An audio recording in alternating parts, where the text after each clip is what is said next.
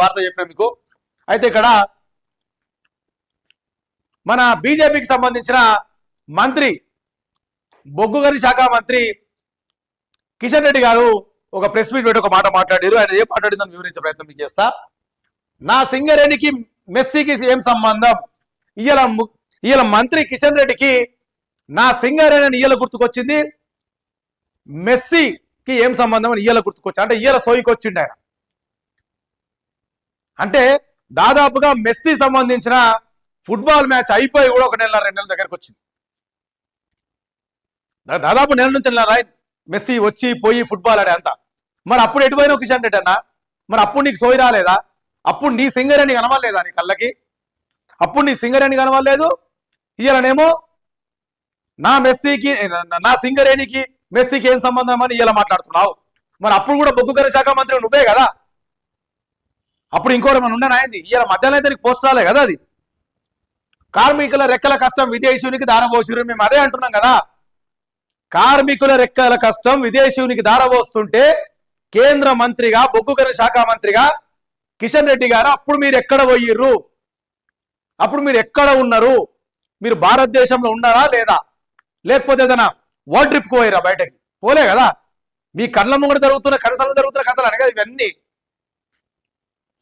సంస్థ సొమ్మును తీసుకెళ్లి ఫుట్బాల్ ఆడుకున్నారు, అది అందరు తెలిసే విషయమే. అప్పట్లో సోషల్ మీడియాలో కూడా కోడే కూర్చున్నాయి.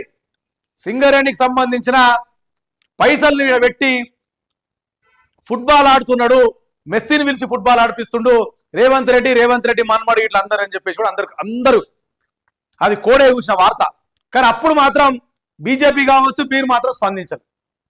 ఇయ్యాల మీకు నా సింగరేణి అని వలమాలిన ప్రేమ ఇయ్యాల సింగరేణి మీద పోసే ప్రయత్నం చేస్తున్నారు. మీరు ప్రేమ చూపించే ప్రయత్నం చేస్తున్నారు.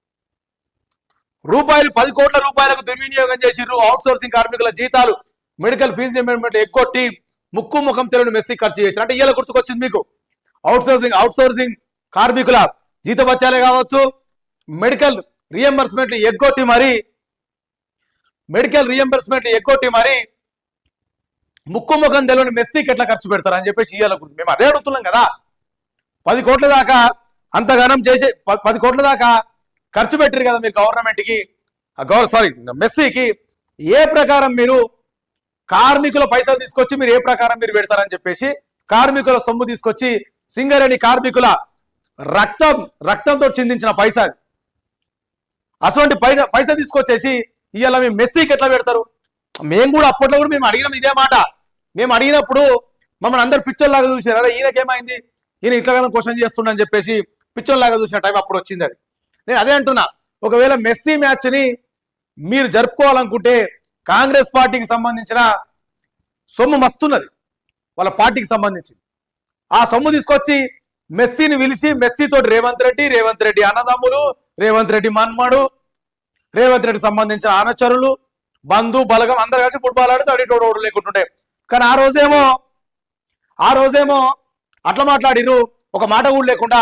ఇగో ఈ రోజేమో ఒక సింగరేణి మీద అమితమైన ప్రేమ చూపిస్తుండు బొగ్గు గని శాఖ మంత్రి.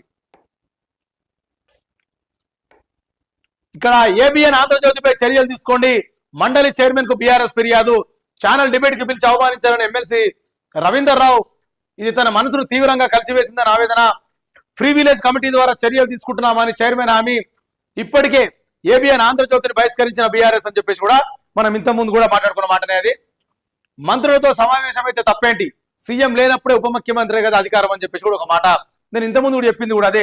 ఒకవేళ ముఖ్యమంత్రి లేకపోతే డిప్యూటీ ముఖ్యమంత్రి హోదాలు ఉండి చర్చ చేసుకుంటాడు కదా అని చెప్పేసి బట్టి గారు మాట్లాడుతున్న మాట. నేను కూడా ఇంతకుముందు అదే మాట చెప్పిన బట్టి విక్రమార్కన్న.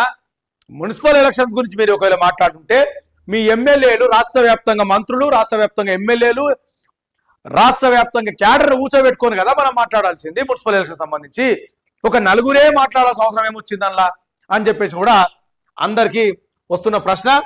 మెయిన్గా మీ కాంగ్రెస్ కు సంబంధించిన సోషల్ మీడియా గురించి వస్తున్న ప్రశ్న. ఇక్కడ ఇదే మాట, నాకు విద్యాశాఖని ఇస్తే కార్పొరేట్ స్కూల్ బంద్ చేస్తా అని చెప్పేసి మాట్లాడుతున్నారు కదా. నేను ఇంతకుముందు మాట్లాడుకుంది ఇది.